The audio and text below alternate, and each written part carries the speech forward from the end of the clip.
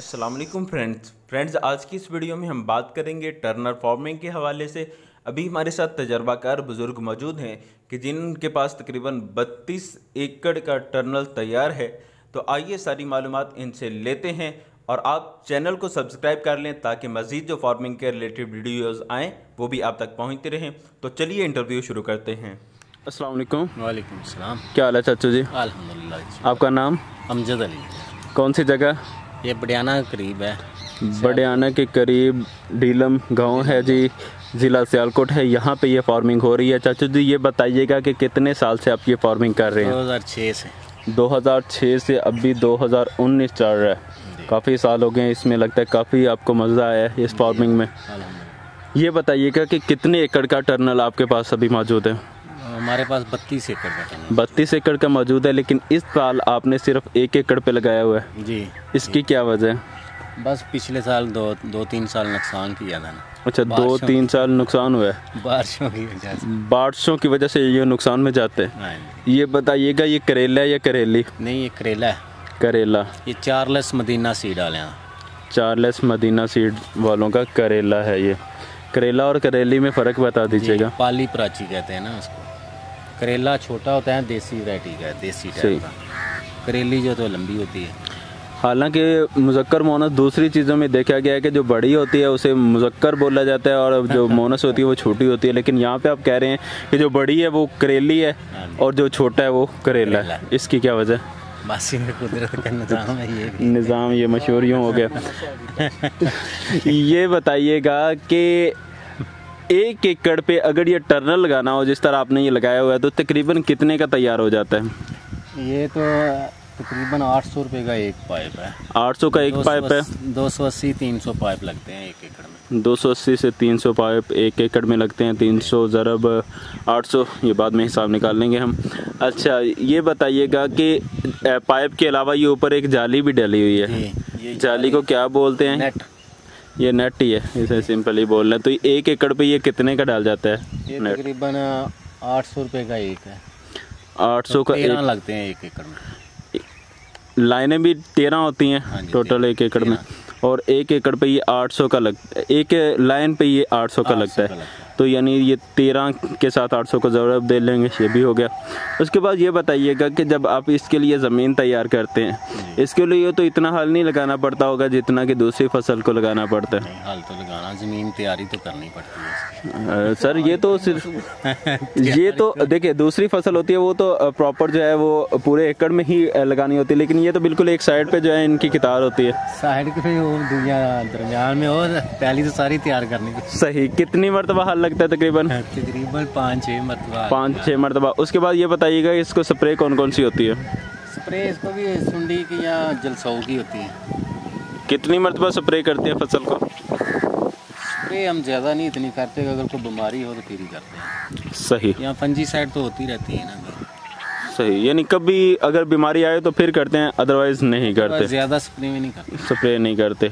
उसके अलावा खाद बताइएगा कौन कौन सी डलती है और कितनी मरतबा एक फसल को? हमने डाली है DAP और नाइट्रोफास।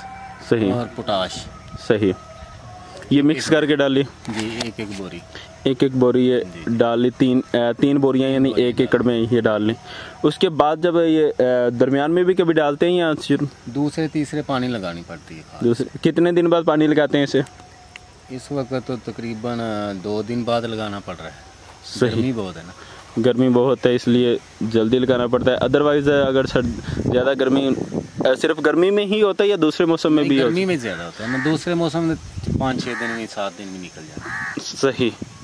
ये बताइएगा कि किस मौसम में ये लगाया जाता है?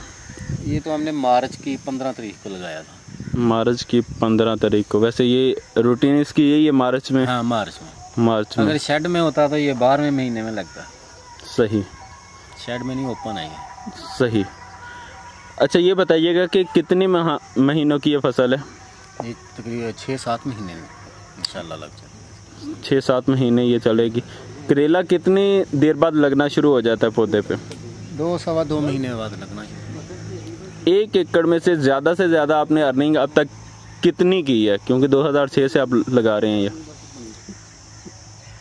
1 साल हमने खीरे के ऊपर लगाया था इसको। अच्छा, टर्नल के ऊपर खीरा लगाया था? खीरा लगाया था, खीरे के ऊपर लगा दिया करेला। अच्छा।